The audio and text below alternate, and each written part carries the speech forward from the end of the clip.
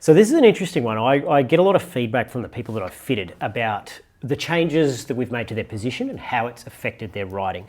Now the obvious ones are the sense of like the pedal stroke and how symmetrical it is and the less weight on the hands and all that good stuff. Interestingly, years and years ago, I noticed this. A lot of people would get back to me after we've altered their position, and they would say, "Mate, the bike handles way better." And I always thought this was kind of unusual, that what the changes that we were making to their position were having a really marked effect on their perception of particularly the cornering stability of the bike. So this was a really common feedback that I was getting. So I'll tell you my experience with this, and we're talking again specifically about road bikes here. So we're not talking about mountain bikes or gravel or track bikes or anything, road bikes specifically. So I've fitted a lot of people over the last 14 years, and this is the feedback I often get. So I'm not going to go into detail about the nuances of frame geometry here. These are the three big things with actually frame geometry, like the tiny little things about frame geometry, are probably down at number 4 and 5, but the three big ones. The single biggest factor that I've ever found which affects the handling of the bike is what I would call the location of your center of mass. So what the heck is center of mass? Now, if you imagine, for example, on this bike behind me here, if you're looking at a bike from the side, there is an imaginary point at which if we flip the bike 90 degrees onto its side and we put a pin there, you and the bike would balance like a spinning top. The center of mass as viewed from the side. Bikes are all built with a certain center of mass in mind. So this sort of affects your weight distribution, more weight towards the front, more weight towards the rear, higher or lower center of mass, or some variation of all of that. The center of mass is the big handling sort of determinant, I guess you would say. So the further, they're all built with an ideal center of mass involved in mind. So the further your center of mass tends to deviate away from this ideal center point, the worse the handling gets in different ways. So you can imagine if the center of mass deviates forward too far, you have too much weight on the front, not enough weight on the rear, the handling goes all out of whack, the steering doesn't feel right. People might have experienced this running like 150 millimeter stems and stuff on bikes. And similarly, if the center of mass goes too far back, if you've got, for example, a person who's got really long femurs and a really high seat height and they have to push the seat way back on the rails and have to run a short stem, they will often feel that on a given bike that the handling is way more twitchy and the front end is too light and it doesn't feel stable at high speed. So the center of mass is the big one. And this is what happens is when we change people's position around, their center of mass changes. And this explains the massive sort of discrepancies which you will see in bike handling, like reviews, if you like, from people with different body types. And you and I are great examples of this because we get quite different impressions of two different frames. And the big reason we get that is because of the difference in where our center of mass is. Mine is higher and further forward, yours is lower and further back. So we feel the ride feel really differently to others. So I tend to take this into account. If I'm fitting a person and I see a person with huge amounts of seat setback, for example, because they've got really long femurs, I will do stuff like run the cleat position further back on the shoe to allow their foot to move further forwards towards the front of the bike so that we can move their pelvis forward to basically improve the handling of the bike and the weight distribution. So, you can do a lot of tricky things with the position to alter their center of mass to make the bike faster through the corners because they're more confident on it. And also just to improve their general feel of the frame.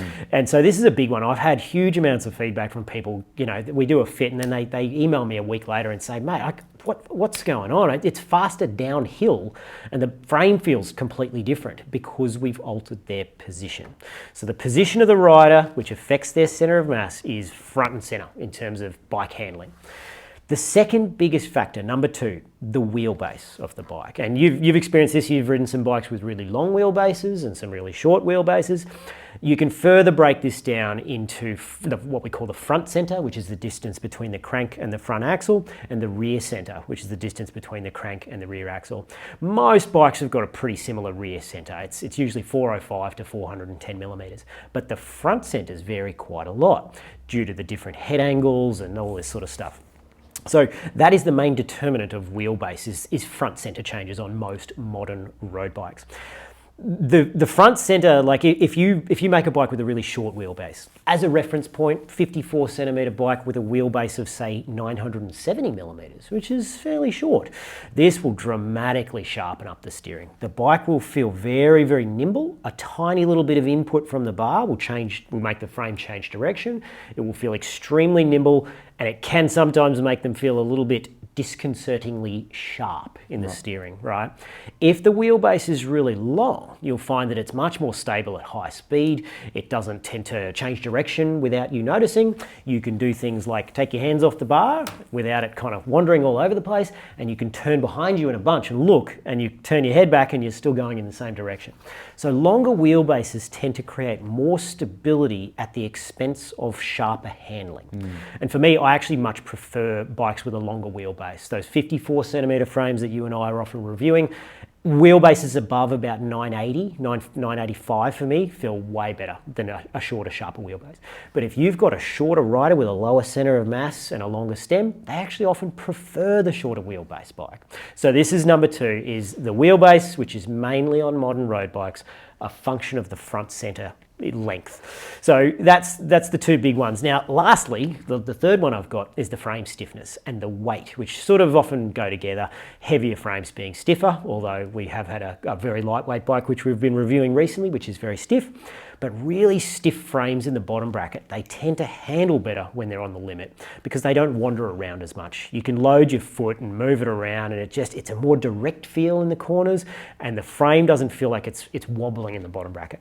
So super stiff frames, typically with a fair bit of bottom bracket stiffness in particular and head tube stiffness, really stiff frames do tend to make the frame feel much more planted. I've had a lot of experience with quite whippy frames, and they feel great going uphill, but downhill they're kind of not quite as stable. So yeah, a really stiff frame, bottom bracket and headset makes a big difference, yeah. The big one that we've sort of left out here, which is probably going to get an honourable mention, is the tyre size and the pressure. Yeah, so this, and again, these things are all not necessarily geometry considerations in the frame, but the tyre size and pressure. If you're running a 30mm tyre at 50 psi tubeless versus a 25 at 85 psi with a tube in it, the frame is going to feel way more planted in the corners due to the much larger contact patch of that tyre. It can be 2 or 3 times the size, the contact patch. And so when you tip it into a corner, the tyre is going to deflect onto the road and grip better. So bigger tyres make a huge difference. So if you've got a bike that's a little bit nervous in the handling, which you don't love, get the biggest tyre on it that you can, and it's going to make a massive difference to the confidence in the corners in particular on rough terrain. Yeah. So those are the big 3 with a notable number 4 there being the tyre pressure, but centre of mass is the big one, mate. And it's just my experience from fitting thousands of people and the feedback I get that they often, when we fix their position, they notice that the handling of the frame is way better. And it's partly because we've solved any issues that they had with where their centre of mass was, where the seat was too high or too far forward or back or whatever it was. Optimising the centre of mass can make a big difference to your perception of how the frame feels. Makes logical sense. Does make logical sense. I do make logical sense every now and again. Yes, you do. It doesn't happen very often, but this is a notable exception. Yeah, okay. So there you go. Cheers.